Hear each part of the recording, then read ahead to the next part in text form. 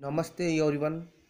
देखो बच्चों, पिछले वीडियो लेक्चर के दौरान अपन ने विद्युत के नियम को पढ़ लिया था और आज अपन स्टार्ट करेंगे ब्लास्तुला भवन, कोरक भवन। और कोरक भवन में अपन कोरक के प्रकार देखेंगे, टाइप्स ऑफ ब्लास्तुला। तो इसमें फर्स्ट प्रकार देखेंगे अपन सतही कोरक। सतही कोरक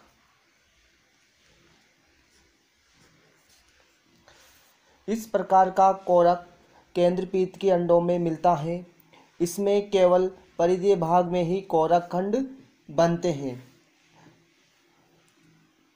सतही कोरक होगा वो केंद्रपीत के अंडों में पाया जाएगा। जो इसमें जो कोरक होंगे वो कोरक परिधीय भागों में पाए जाएंगे।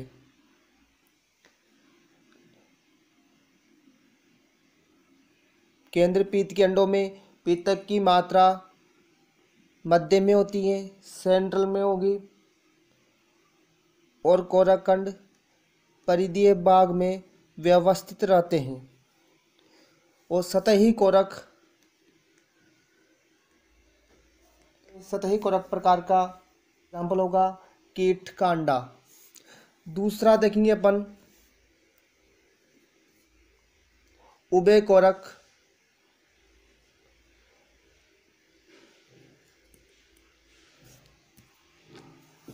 समपीत के अंडों में पीतक वाले भाग में बड़े कोरकखंड बनते हैं और कम पीतक वाले भाग में छोटे कोरकखंड बनते हैं। तो उभय कोरक में देखते हैं अपन, जहाँ पीतक की मात्रा कम होगी वहाँ पर छोटे कोरकखंडों का निर्माण होता है।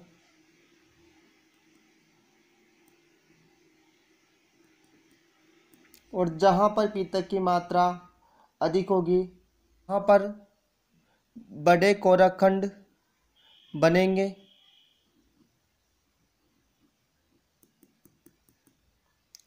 जहाँ पीतक की मात्रा अधिक होगी वहाँ पर बड़े कोरकखंड बनते हैं। लघुखंड नीचे वाले होंगे दीर्घखंड।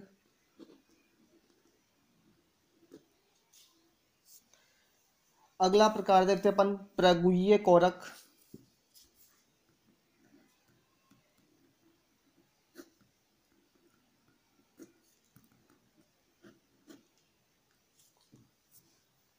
सूक्ष्म पीत के अंडों में छोटे और समान आकार के कोरकखंड बनते हैं। इनके बीच में कोरक बन जाती हैं। इस प्रकार के कोरक को प्रगुह्य कोरक कहते हैं। तो इसमें जो कोरक होगा बीचों बीच कोरक बनती हैं। प्रगुह्य कोरक में छोटे आकार के कोरकखंड बनते हैं और प्रगुह्य कोरक सूक्ष्म पीत के अंडों में पाया जाता है। इसका एग्जाम्पल देखिए अपन एम्पी ऑक्सस का अंडा। उभय कोरक का एग्जाम्पल होगा मेंढक का अंडा। तो तीन प्रकार देखे भी अपन ने, सतही कोरक, उभय कोरक, प्रगुह्य कोरक। सतही कोरक केंद्रपीत के अंडों में मिलता है। उभय कोरक समपीत के अंडों में मिलता है। प्रगुह्य कोरक सूक्ष्म पीत के अंडों में मिलता है। एग्जाम्पल देख लिए। अगला प्रकार देखेंगे अपन धन कोरक।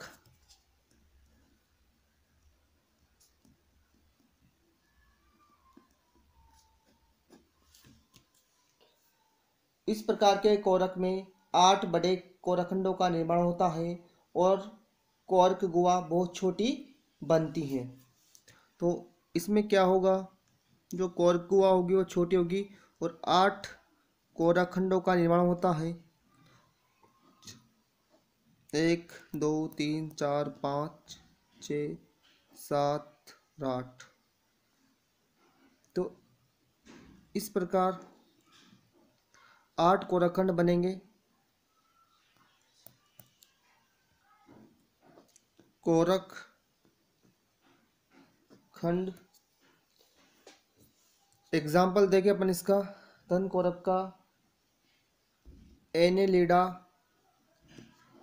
मोलस्का के जंतु का अंडा, के जंतु का अंडा। इसके बाद अगला कोरक देखते हैं अपन, बिंब कोरक।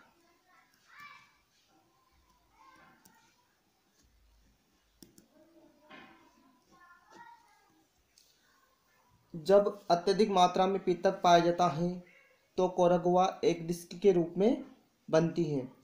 इसे बिंब कोरक गुहा कहते हैं और इस प्रकार के कोरक बिंब कोरक कहते हैं। एग्जाम्पल होगा पक्षी व सरीसृप के अंडे। तो जब इसमें पीतक बहुत अधिक मात्रा में होगा तो इसमें जो कोरक गुहा होगी वह एक बिंब के रूप में पाई जाती है।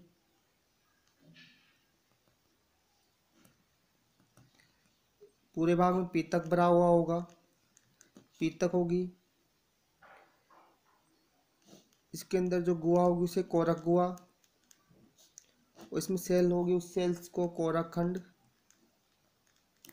कहते हैं।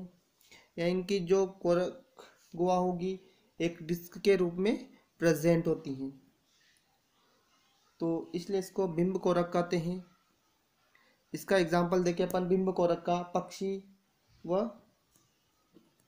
सरीसृप के अंडे। इसके बाद अगला प्रकार देखेंगे अपन,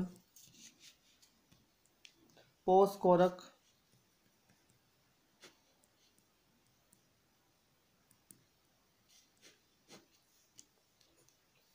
कुछ जंतुओं के अंडों में किनारों के कोरकखंड चपटे हो जाते हैं।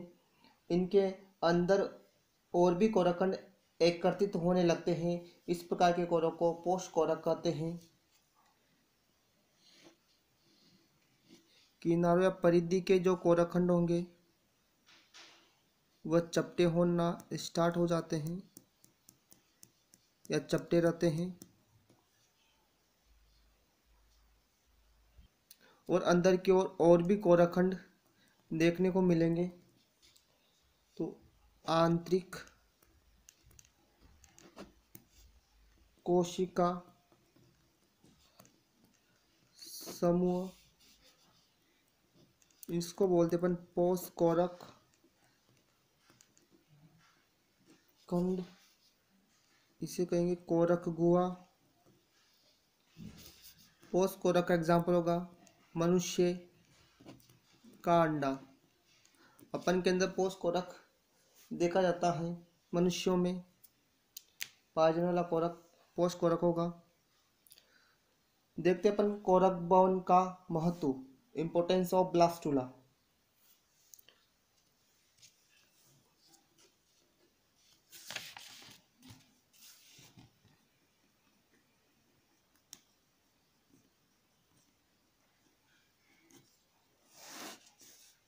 देखिए अपन फर्स्ट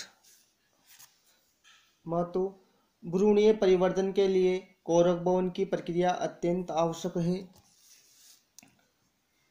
भ्रूणीय परिवर्तन के लिए कोरक भवन होना जरूरी है। दूसरा देखेंगे अपन, कोरक भवन से छोटे और बड़े कोरकखंड बनते हैं जो जननेस्त्रों का निर्माण करते हैं। कोरकखंड बनेंगे कोरक भवन के दौरान, और एक कोरकखंड भविष्य में आगे चलकर जननेस्त्रों का निर्माण करते हैं। जननेस्त्र जैसे कि एक्टोडर्म, एंडोडर्म और मेसोडर्म। अगला इंपॉर्टेंस देखें अपन, कोरक भवन होने से विदलन की प्रक्रिया धीमी पड़ जाती है। तो ये कोरक भवन की वजह से विदलन धीमा या धीमी गति से होता है। अगला महत्व देंगे अपन, कोरक भवन के दौरान O2 की मात्रा भी धीरे धीरे बढ़ जाती है। कोरक भवन के दौरान O2 की मात्रा भी बढ़ जाती है। इसके बाद देखेंगे अपन गेस्टुला भवन, गेस्टुलेशन, वह प्रक्रिया जिसमें कोरक खंड विभिन्न गतियों को दर्शाकर संभावित अंगों का निर्माण करते हैं, उसे गेस्टुला भवन कहते हैं। इसमें जनन स्तर बनते हैं और अंगों और संरचनाओं का निर्माण होता है। तो गेस्टुला भवन के दौरान ही जनन स्तर बनते हैं, जनन स्तर बनेंगे और इन जनन स्तरों से ही अंगों व संरचनाओं का निर्माण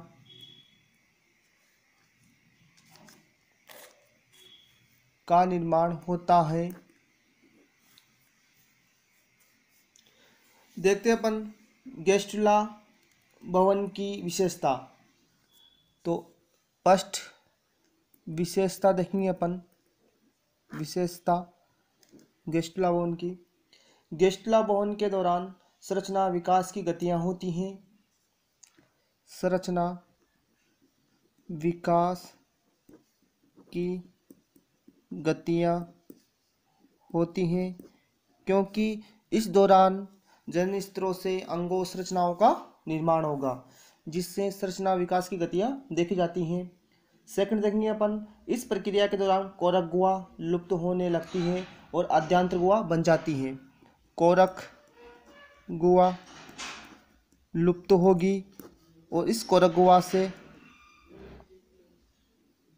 आद्यांत्र गुहा बनती हैं। गेस्टुला भवन के दौरान ही कोरक गुहा लुप्त हो जाएगी और उस कोरक गुहा आगे चलकर आद्यांत्र गुहा का निर्माण करती हैं। इस प्रक्रिया के दौरान 3 जनन स्तर, अधिचर्म, मध्यचर्म और अंतःचर्म,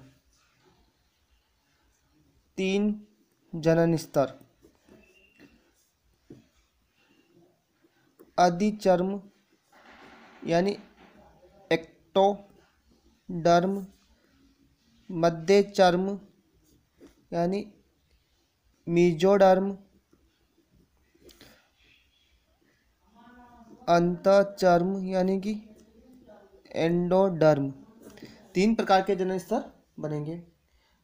इस प्रक्रिया में विदलन की प्रक्रिया बहुत धीमी हो जाती है और प्रोटीन का निर्माण भी होता है। विदलन बहुत धीमा हो जाता है और प्रोटीन्स का निर्माण अधिक होता है क्योंकि अंगों और संरचनाओं के निर्माण में प्रोटीन की भागीदारी होती है, इसलिए प्रोटीन की रिक्वायरमेंट बढ़ जाती है। इसमें उपापचय क्रिया की दर बढ़ जाती है, उपापचय क्रियाओं की दर बढ़ेगी क्योंकि अंगों का निर्माण होना प्रारंभ हो जाता है। इसके बाद ही अपन गेस्टुला भवन की क्रियाविधि या संरचना विकास की गतियाँ। गेस्टुला भवन की क्रियाविधि या संरचना विकास की गतियाँ, ये अपना अगला नेक्स्ट टॉपिक होगा। तो आज के लिए बस इतना ही। थैंक्स।